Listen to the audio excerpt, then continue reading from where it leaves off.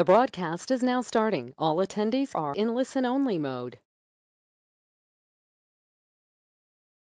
Hi, I'm Krista Campbell. Before we get started today, I would like to remind you to ask questions during the webinar. You can post your questions in the questions dialog box at any time during the webinar. We will have time at the end for the Q&A. This webinar is being recorded and will be posted in the water utilities space on GeoNet, as well as the Esri Water Meetup group. You will receive a follow-up email that includes links to these locations, so it makes it easy for you to find. It takes a few days to publish the recording online, so you can expect it to be available towards the end of next week. Thank you for joining us for capitalizing on technology to remove lead pipes. In today's webinar, you will learn how Fort Worth Water is using their transition to an automated meter infrastructure program to identify where lead pipes remain in their system.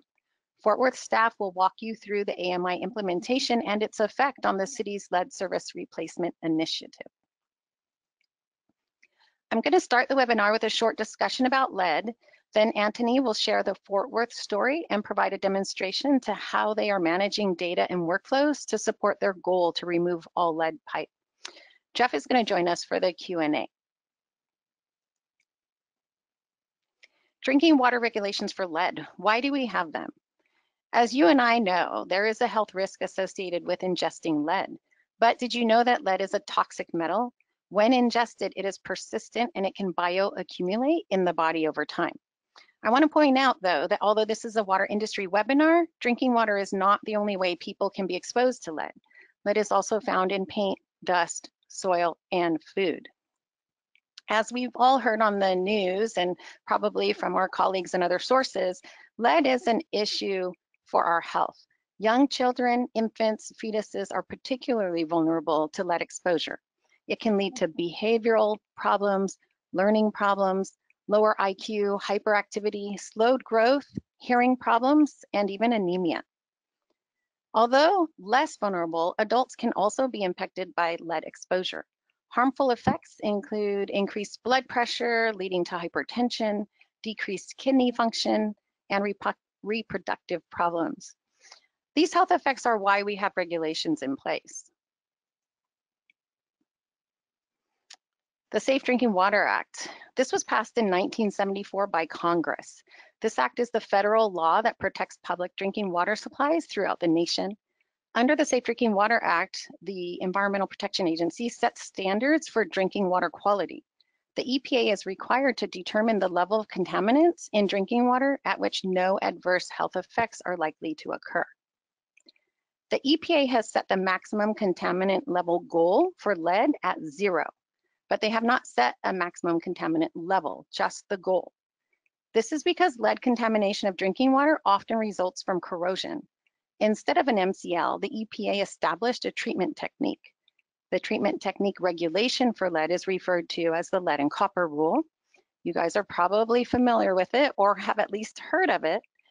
This rule requires water systems to control the corrosivity of the water and to collect tap samples from sites served by the system. If more than 10% of tap water samples exceed the lead action level of 15 parts per billion, then the water systems are required to take additional actions. This includes optimizing corrosion control, alerting and educating the public, and even replacing service lines. And not to leave copper out, the copper concentrations have an action level of 1.3 parts per million. The lead and copper rule has been revised several times since 1991, significant versions taking place in 2000, 2004, and 2007. In 2000, revisions were made to address implementation issues arising from legal challenges to the 91 rule. The revisions also streamlined and reduced monitoring and reporting. In 2004, minor corrections were published. This one was just to reinstate text that was inadvertently dropped from the rule during the previous revisions. In 2007, revisions were made to enhance implementation in the areas of monitoring, treatment, customer awareness, and lead service line replacement. The revision also enhanced public education requirements, ensuring that consumers receive meaningful, timely, and useful information. Although we have had substantial reduction in lead in drinking water, there's still a need to strengthen its public health protections and clarify the rules implementation requirements. Because of this, the EPA is considering long-term revisions to the lead and copper rule.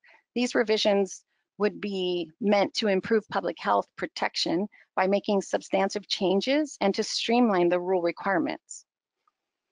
As many of you probably know, I could spend the whole webinar discussing lead. There's so much information on the EPA website. There are so many revisions and details associated with this, but it's clear to all of us that lead is an issue and that water providers have concerns around lead and are taking action, like our guest today. I have one polling question that I'd like to ask you, and then we're going to get to their presentation. I know that's what you're looking forward to. So let's get to our polling question.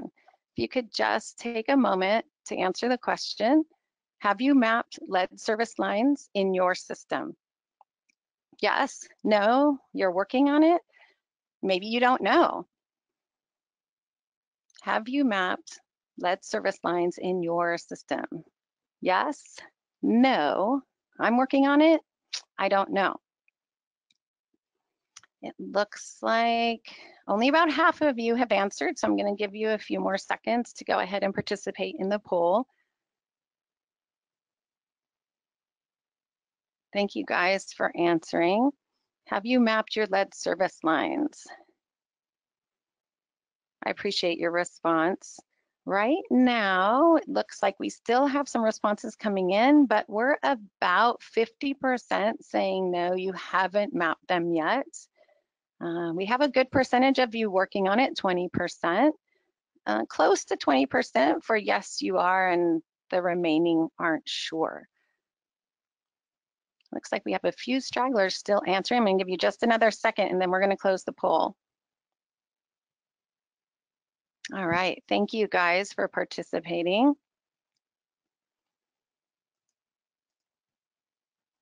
So let's get started with Fort Worth. Joining us today from the Water Department is Anthony Odongo and Jeff Ryan. Anthony Odongo has been with the City of Fort Worth for 12 years. He's been working in the Water Department for 5.5 years supporting GIS. Anthony joined the Water Department as an analyst 2 and is now a senior analyst. Jeff Ryan is going to join us for the Q&A. He's been with the Water Department supporting GIS for 7.5 years. He started as an analyst 2, promoted to a senior analyst, and is now the GIS manager. He's been in this role for about 1.5 years. Anthony, I'm going to go ahead and pass it to you.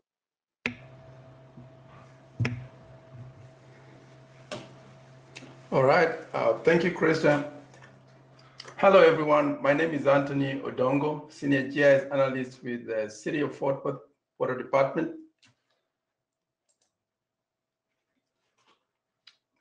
Today, we are going to discuss how we are capitalizing on our meter GPS survey project to identify and eventually remove lead service lines in our water system.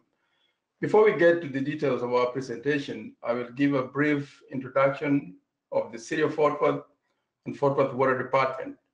For the rest of our presentation, we are going to show how this project came about, our strategy and execution, a demonstration of some of our maps and apps, and finally, some lessons learned in the process.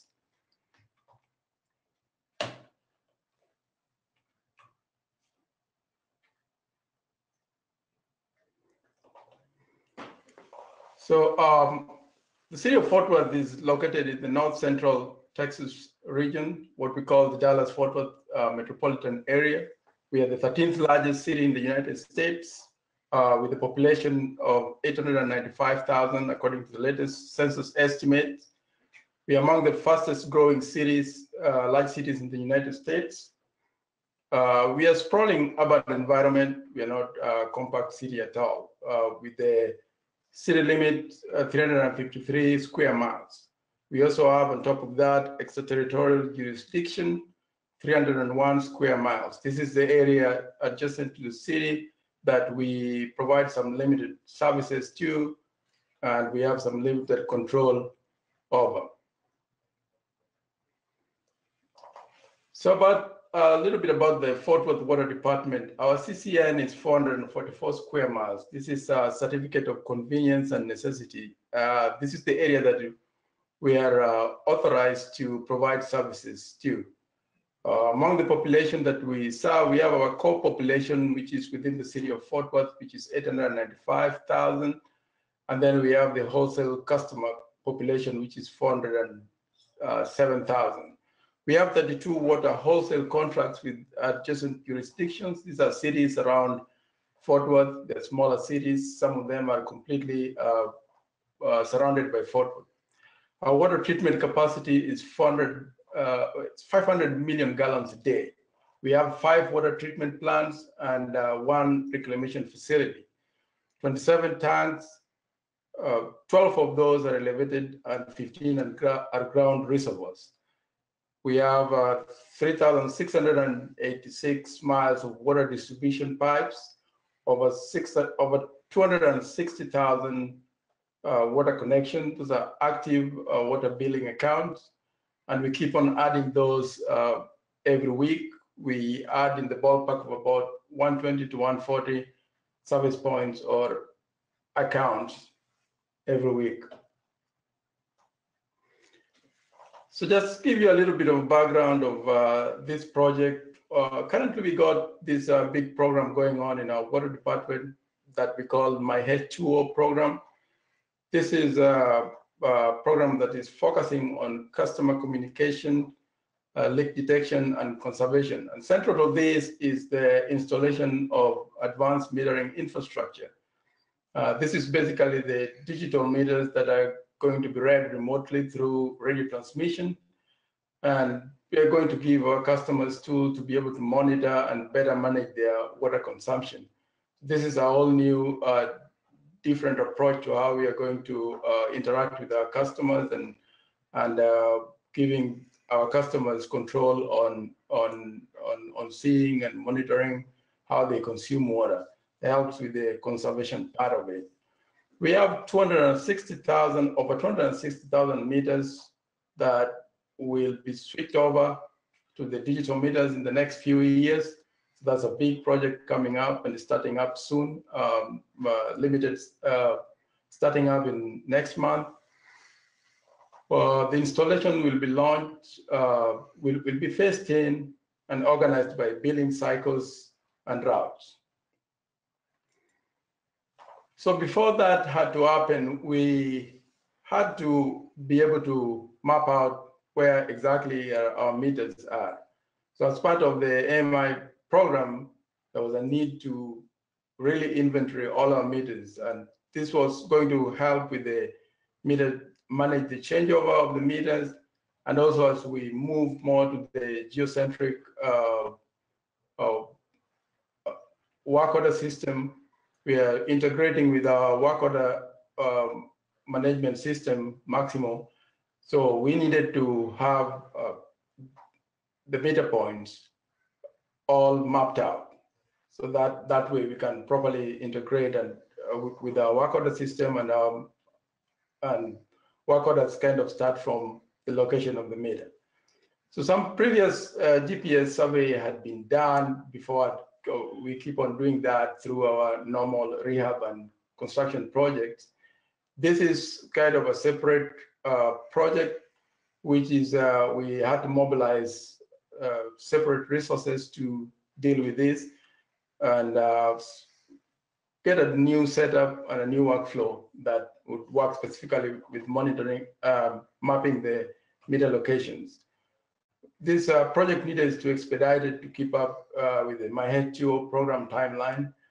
So right now we are 77% complete in terms of mapping those locations. As you can see from the map on the right, the red areas are the areas that we haven't mapped, and the blue areas are mostly the areas that we've mapped. There are new assets that are coming in every week. So as we close in that gap, we know that this is going to continue going on because our city is growing and there are always new customers needing new water connections. So the lead inventory project, how did this come about? So around the time that we were formulating how we were going to do the AMI project, the meter survey project, there was that was early 2016. There was the Flint lead issue came about, and there was a lot of lead in the news and all that. And so a number of cities, especially bigger and older cities, were asking questions: Do we have a lead problem ourselves?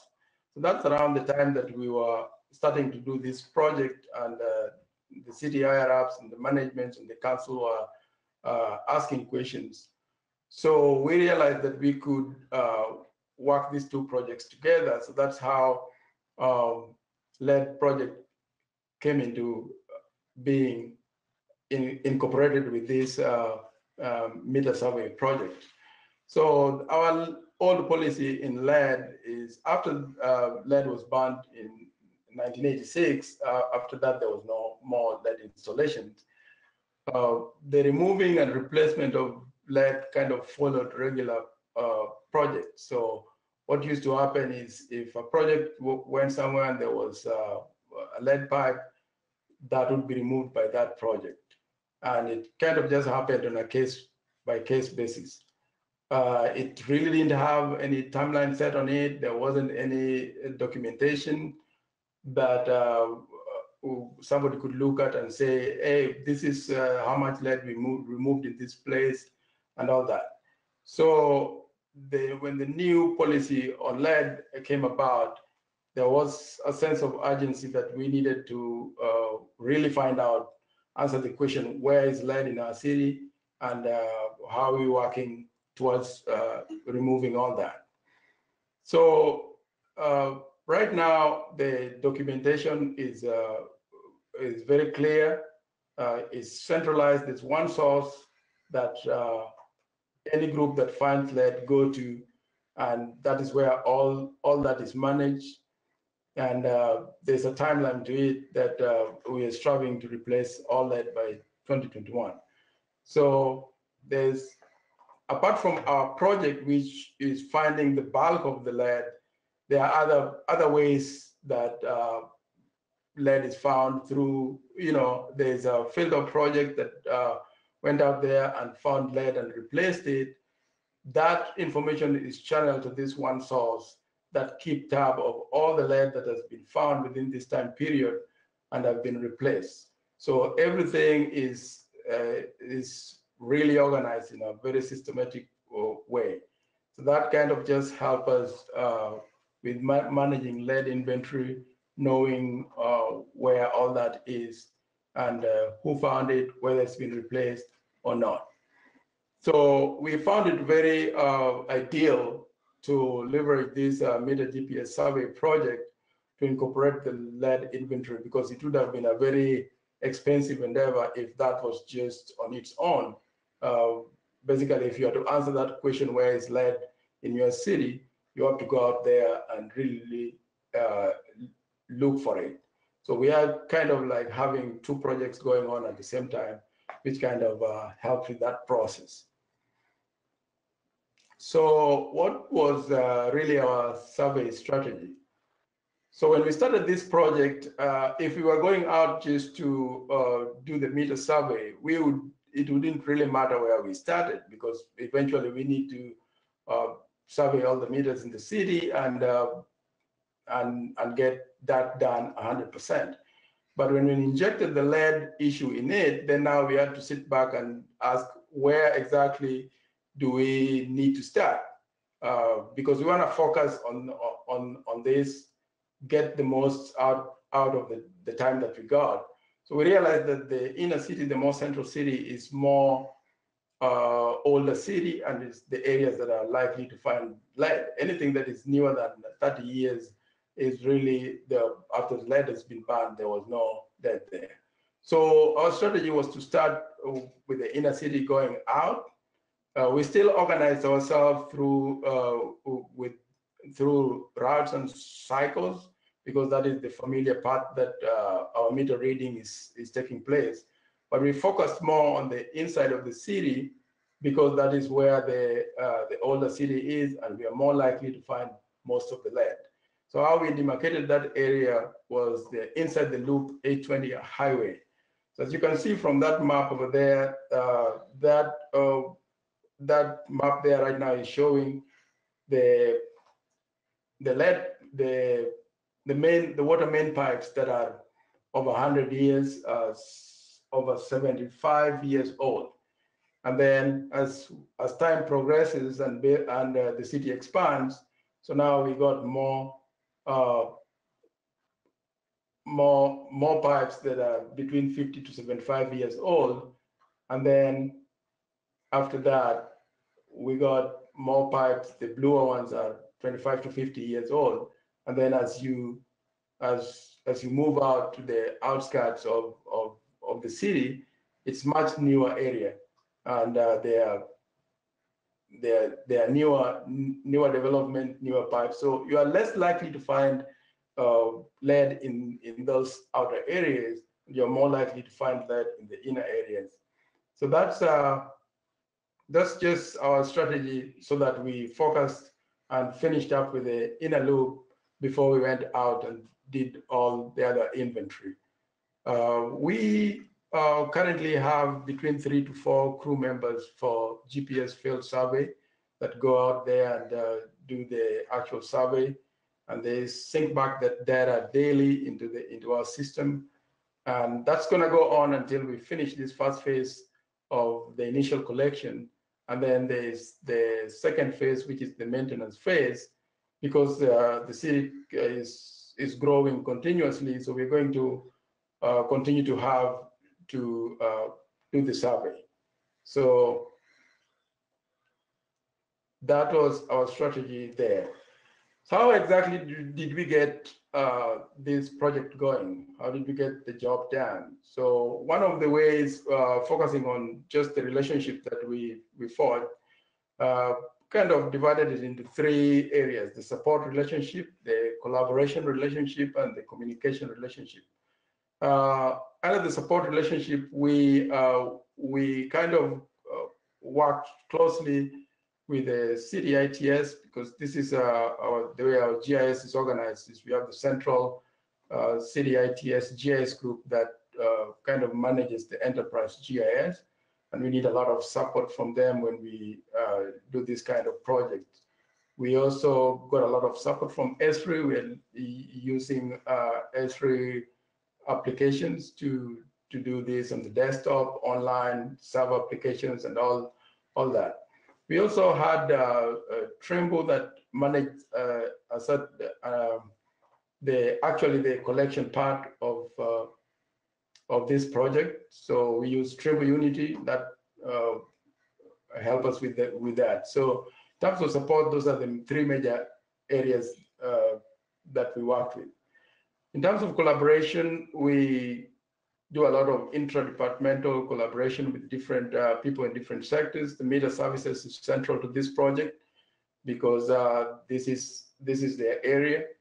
The lab is also important because they're more focused on lead and lead testing and all that. So they're really focused on the lead part of it.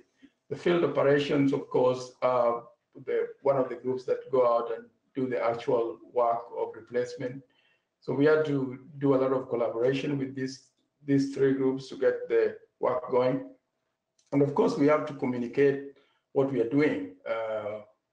There's a communication with the executive staff that needs to know what's going on. There's communication with the council that is interested in this subject, and of course, the public that's also interested in this. So that's how we for the different types of relationship with us, Water IT GIS group being really the group that manages this project.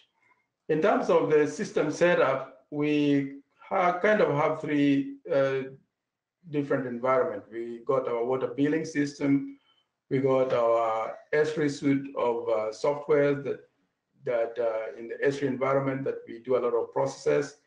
And then, of course, we have the Trimble Unity, the Trimble, which is an Esri partner. that is helping with more of the survey part over there. So the way this works is we get the data, the original data from our water billing system. That's all where all the meter information is, the accounts and the account locations and all that. We bring it into the Esri environment and do a lot of conversion and processes and all that to be able to get the feature classes that we need, publish the services that we need, and some of those services are picked up by Trimble, kind of replicate into the Trimble environment, which kind of serve those out to the mobile units, which our survey crew go out there to do the collection, and they sync that back into the Trimble cloud, and it comes back into our Esri ArcGIS environment, where we go on to use it in various different ways, creating maps and apps and all that. So that's how the setup is really constructed. In terms of the update cycle, we get the data, like I said, from the billing system. It's a flat file report that we do some script conversion, because we have to convert it quite a bit and make it ready to be able to geocode it and create a feature class out of it. And then that feature class is what we use to create the services. And those services is what we serve out to either our maps or our apps or to Trimble that they use to replicate our data to be able to make it available in the cloud for the GPS survey people. So then it's available for GPS survey. They go out there, they collect all the information that they're required to collect, and then they push it back in. And in that process, there's a QC process that takes place before it's accepted into our SDH database. And then once that's done, it updates our database. So we got new information from the field, and that cycle continues. So our feature class is kind of updated twice with information now from the field, and every week we get new information from the billing data, because there are new people being added into the system. So that's kind of just how our update cycle goes. So field collection, I just want to touch about the actual collection workflow. So we got two areas here. We got the work order area and the asset survey area. The blue work order area is kind of what the supervisor does in the office. And then the asset survey area is what the survey crew do in the field. So the supervisor would go into Trimble Unity and create the work order. Once the work order is created, he decides to assign it to whatever tablet. Once it is assigned there, the field crew come in the morning and pick up a tablet, and they log in, they download all the data from Trimble Cloud that's available, and they're able to see their work orders for the day. So at that point, the work order is pending until they go to the field and start collecting. They go out there in the field, and we've made it in such a way that the work order is sorted according to the meter reading sequence. So that was kind of just a familiar path that that is tested, because that is how our meters are being read. So we figured out if we kind of align ourselves to that, what's already known, it's just going to be easier for them to go from meter to meter and do the actual survey. So when they go out there, they open the app. There's some fields that are already pre-populated, and there are some fields that they're going to populate, and there are some fields that will populate themselves automatically when they actually capture the data in the field. So when they're out there, they go to the meter box that they're starting from, They open up the meter box and they're able to confirm what they're seeing at that point and what's on the meter box with the meter number. So if this is the point that I'm supposed to collect, is this am I in the right meter box? Check the meter number on the app and check the meter number on the meter box, and then he knows he is on the right place, and then he starts collecting. Now, remember, this is the point where we are collecting information for lead. So they would go into the meter box. They have to open it up. If there's some debris there that they need to clean up, they need to clean up because they need to see the service line that connects to the meter from the city side and connects to the meter from the customer side, and be able to identify what type of materials are there. So that's the point where they're actually confirming whether the service line has lead or not. So they're trained also on identifying these different types of material, because it's not just obvious from just looking at a pipe that you're going to know that it is lead. So they undergo training, they know what lead is, and they know what galvanized is and copper is. So that way they are recording things accurately. So sometimes they can skip a location, and there's another form that they're going to fill that's a skip form, and they're going to have a reason why they skipped it. Maybe they couldn't go in, or it was blocked by something, or there was construction there, and then they move on. So they do that until they're done with that work order. Once they're done with that work order, it's closed. And once they close it from their mobile units, they can't see it anymore. It's pushed back to the trim cloud, and the supervisor is able to pick it up and move, able to pick it up and do some QA/QC on it, and then close it. So when the supervisor closes it, the act of closing that work order pushes the data to our SDEG database, and now the data is properly updated. Sometimes the supervisor might have a follow-up work order. Let's say they go to this neighborhood and there's a lot of, maybe they found a number of lead, and the supervisor just want to make sure that it's actually right. So he could make a follow-up work order to just go confirm that area they properly surveyed and they found lead. So we have to share this information. Sharing is key because people want to know what's going on. So the way we did it is we use different means and modes of sharing. We have maps and apps that we share, interdepartmental sharing. We have through GIS Online, which people have their own logins and they got their groups. So you can go to your group, and your map is kind of customized to what your group is doing. We got the operations dashboard with the executive staff wanna see, and also the public information staff use too.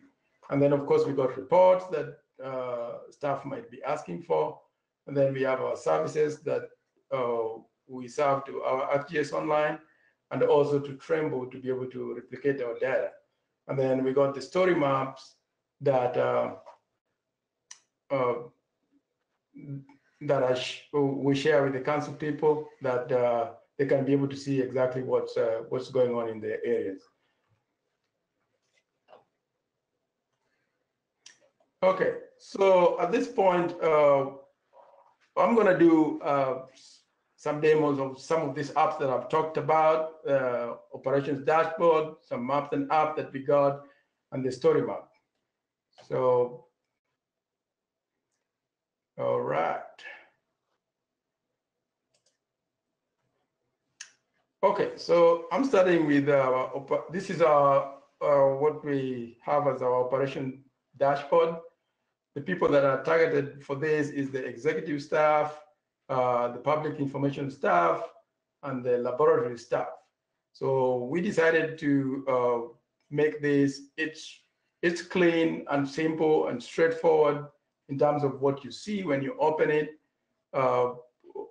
We are focusing on seeing the progress. So the progress reports. If somebody is asking a question, okay, where are we on meter survey? Where are we on this project?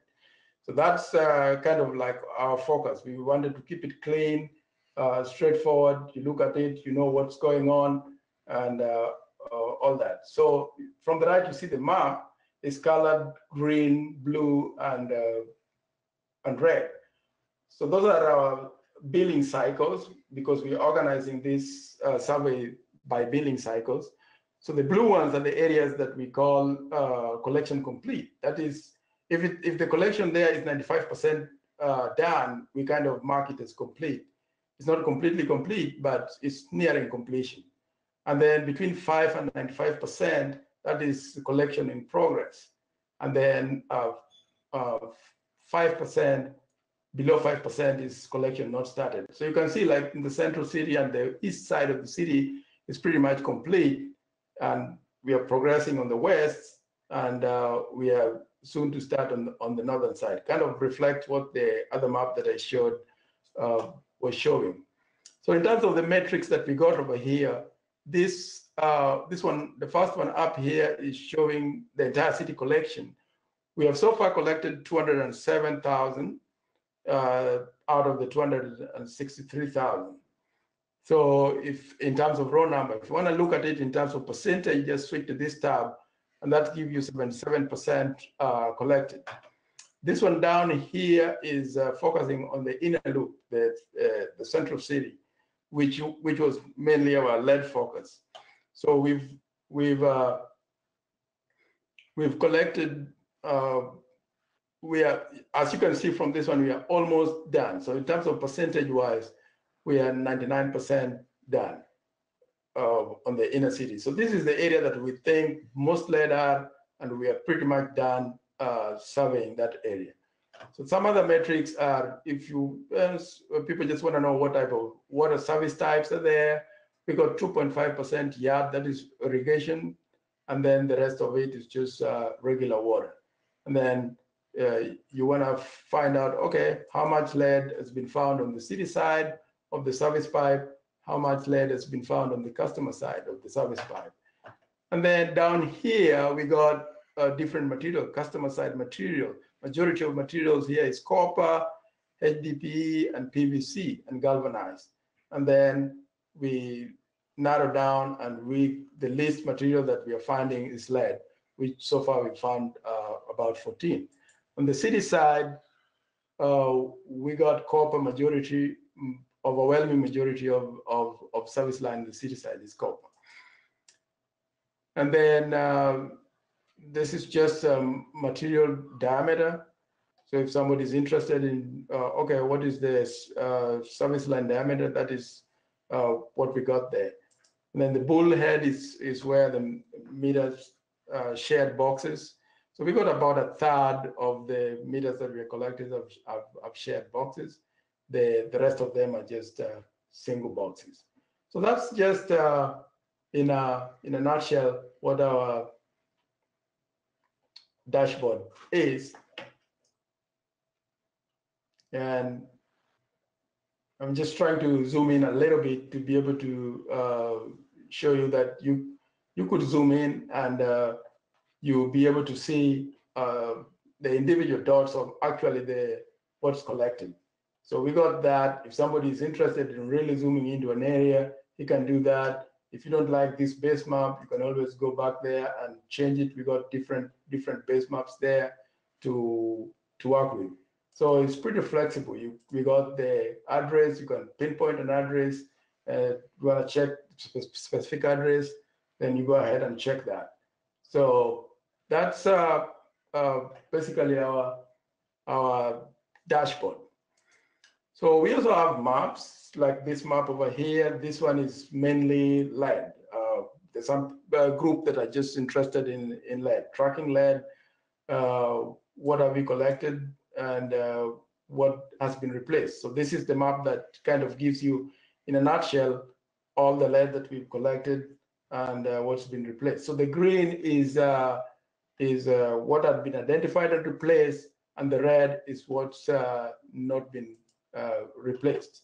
So you could want to see it maybe in the context of citywide, bring in the city limit there, and you can see it's mostly concentrated in the central city with a very little outside, really. So that's it. And this is a map that can be used by a number of people, the field ops, the laboratory people, especially those people that deal with regulations and the environment.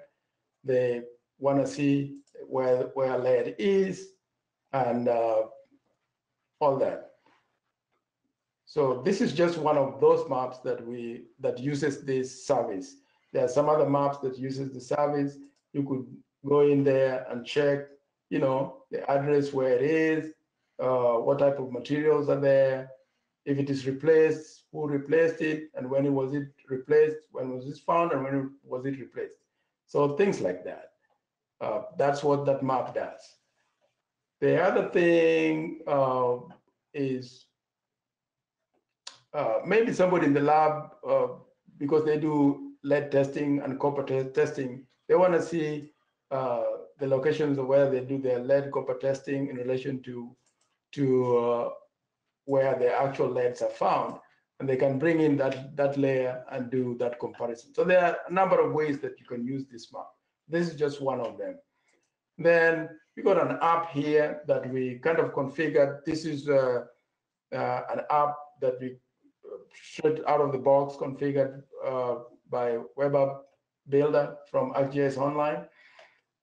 We kind of identified what kind of questions that people would be asking. So we put in just the widgets that they might need for whatever their work is.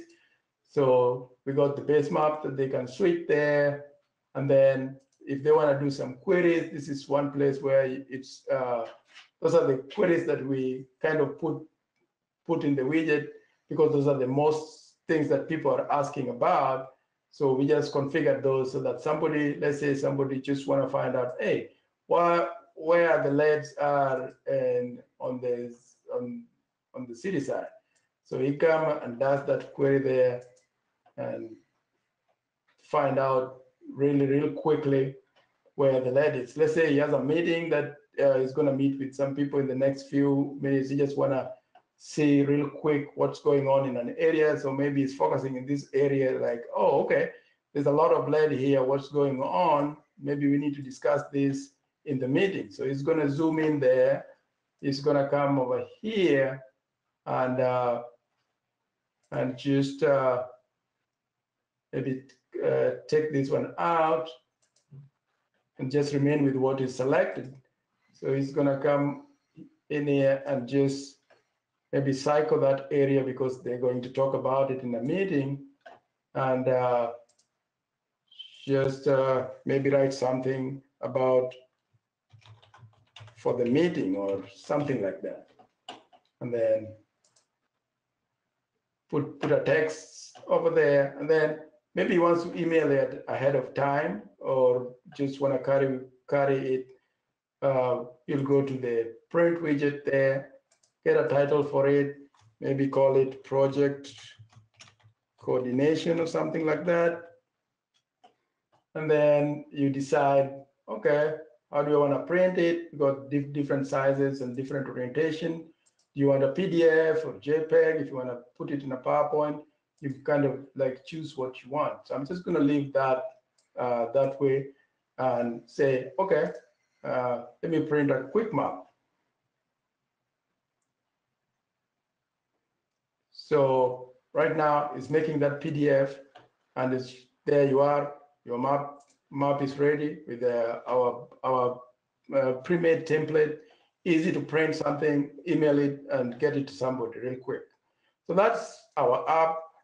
And then our story map was kind of focused for the council members. Most of the time, a council person just want to see what's going on in their district.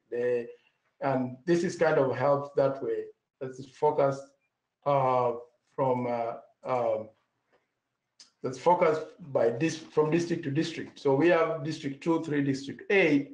So you can just walk through and see actually where lead is, some statistics of what's been found in that district, what's been replaced, and percentage of what's been found and what's been replaced. So that is District 2, and then you can zoom, scroll through to District 3, that's the hotspot for District 3, and kind of the actual dots for District 3.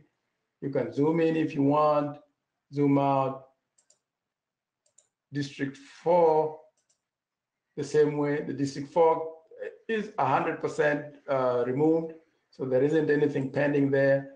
And you scroll down through all these districts, and they give you that basic statistics of the progress of lead in that district, and just keep on scrolling through, and you can be able to see, oh, which district really has more lead than others. That kind of just helps. And then eventually you got this last one, which is kind of citywide. Let's give you a big picture of where exactly lead is. So we got a heat map there of where lead is concentrated, and the statistics there per council district, and somebody is able to statistics there for per council district, and somebody quickly able to see the situation there. So overall, we are progressing, and I think we are within meeting our goals. We have so far.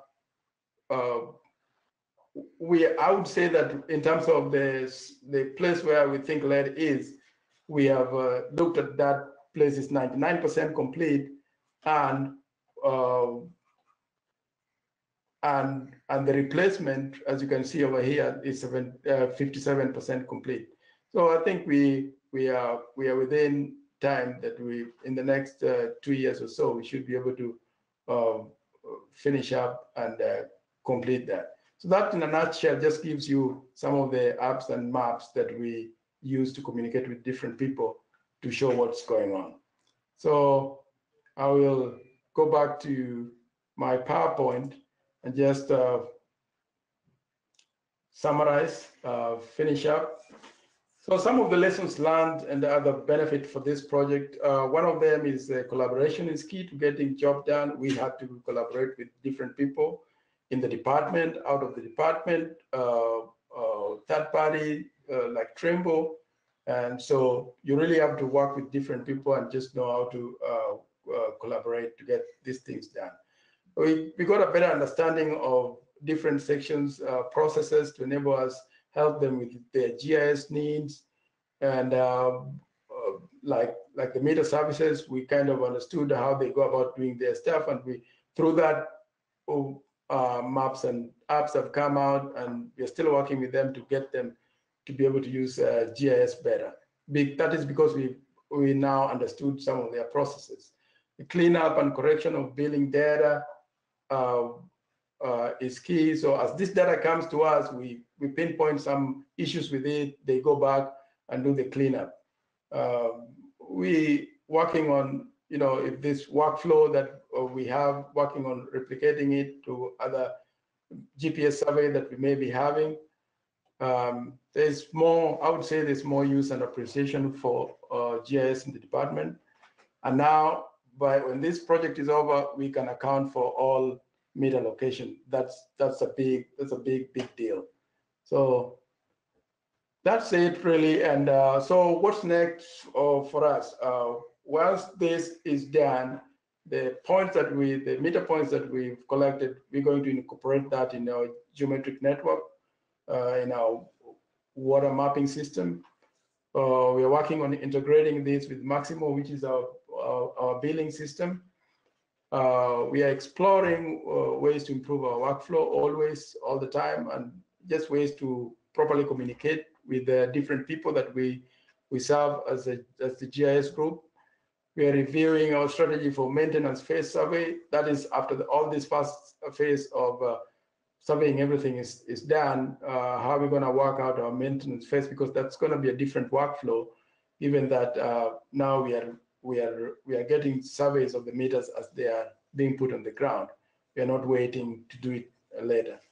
So that's it. We are working on deploying Portal for GIS and Insight for analysis, because through this AMI project, there's going to be a lot of data that's coming to us, and we just want to explore these tools to be able to work with them properly and be able to get the most out of it. We're also exploring utility network and how that would alter our workflow. But this is just some of the things that we are working on, and that's about it. And thank you very much for listening. Thanks, Anthony. Good job. A lot of good information in that presentation. We are going to go to the Q&A portion of the webinar now, and we did have several questions come in, so I hope you guys are ready. Let's just jump right into the question. So you talked about this as far as identifying the lead in the public and private space. We had a question about digging test pits, but I know during the presentation you said that they're checking for these pipes as they're doing the GPS survey. So just to answer that, stealing your thunder here, Anthony, I know that he presented that they would GPS the location and then look on both sides to check whether there was lead or not. Another question we had in from my friend Joe Bryant, he's asking about Trimble Unity, and he wants to know how that integrates, and does it do a versioned replica of the SDE or some other workflow? Can you speak to that?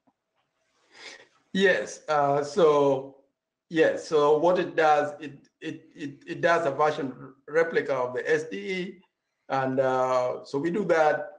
We kind of have a schedule for it. Right now, it's once a week, but we are going to bring it down to maybe once a day, because of just our workflow is going to change in the future. But that's what it is. It replicates the data from the SDE, pushes it to Trimble Cloud, and then through that, our mobile units is able to pick up that data, and then they go out. It's all connected survey. Our mobile units have a cellular system, so they're always connected, and they can sync anytime in the field. So the syncing in the field does not come straight to our geodatabase. It goes to the Trimble Cloud, and then once it's there, then the closing of the work order after the supervisor has done the QA/QC, that triggers it to go to sync back into our geodatabase. So yeah, it's a geodatabase replication that goes to Trimble Cloud. That's our field crew gets it, and when they sync it back, it comes through Trimble Cloud. We QA/QC it before we accept it back into our system, and that's kind of the cycle. Thanks, Anthony. We have another question about the training program you did for your staff on how to identify the lead pipe or service line. Can you talk a little bit about that? Did you use training materials provided from EPA, or did you have in-house expertise? How did you train them? And a second part to that question, would you be willing to share this information with our attendees? That part of the training was kind of handled by Meter Services. Unfortunately, I don't have somebody from Meter Services to expand on that, but it was they have more expertise on that area. So when we hired the GPS crew, we kind of trained them on the GIS side of things, and then the Meter Services kind of trained them on the meter side of things, and the field ops also on just identifying those. So that training was done by a different group. Okay. We kind of just focus on the GIS aspect of their training. This field crew, actually, they are employed by the Meter Services. We kind of just support them. All right, maybe we can follow up with that and get back on this question after the webinar. Okay, great. I have a couple compliments in here for you, saying you did a great job and you're inspiring some of our customers to do similar workflows. Thank you. Thank you for presenting. I have another question that talks about the lead and how you're identifying it and the possibility of lead being used in the gooseneck in the system. Do you guys look at that part, or is that of concern to you at all? We don't know the process for actually identifying the lead outside of the scratch test that they do both on the city side and the customer side. As far as their processes for doing any more extensive testing outside of testing either inside the box, if possible, where not possible, going outside of the box and doing just a scratch test on both customer side and city side. I can't speak to the particulars of any further testing that they might do. Thanks, Jeff. There were a couple questions about communication to the public. Now, you had some great maps and very clear information provided in your dashboard. Are you sharing these publicly, or do you have other versions? How are you communicating with your customers, particularly if you find lead? When we find lead, specifically on the customer side, what we do is we inform them of the lead. We provide testing kits free of charge. We also provide them an outlet to ask us any questions they may have or concerns. So they kind of come to us, and our primary job was inventorying all of this. At some point, there will be maybe a customer outreach, but for now, it's done as lead is found on a customer service. If it's found, we want to definitely alert them, give them every opportunity to voice their concerns and give them free tests for testing lead. If they're concerned about that, we want to be proactive in our approach to lead services with the public. Thanks, Jeff. We had a couple customers asking about your integration with Maximo. You mentioned that that's the system you're using. Can you speak to that from the GIS perspective of how it integrates, and is that something that was easy to do and so on? I can get into that briefly. I'm not going to dive down into our GIS integration with Maximo. You could probably spend a lot of time. The actual service inventory, meter service inventory that we're doing. But we do a back-end integration with Maximo, and GIS serves as the asset repository for our asset-based Maximo system. So there's some processes that run on the back end that coordinate between our Esri environment and our Maximo database that pulls GIS features and geometry from GIS into Maximo. Thanks, Jeff. I have a question specifically about your definition of what's private and what's public. This question's come up with me a couple of times in discussions about lead and how that's defined. Can you tell us how your organization defines private versus public? Like, so where Anthony does went into detail about the testing for a lead service and determining the pipe type, the material type on each side of the meter. We consider the meter to be that division point between public and private. Thank you. That's a pretty common division point that I've seen. All right, well, we're just about out of time. I want to let the audience know that on our questions and links slide, there is also a link to the Fort Worth article. This is an article that I worked with the team on. It's published online. It tells their story. If you'd like to take a look at that, just follow the bit.ly link, bit.ly/Fort Worth story. Thank you for joining the webinar today. Thank you, Anthony and Jeff. I hope everyone has a great day and a nice weekend coming up.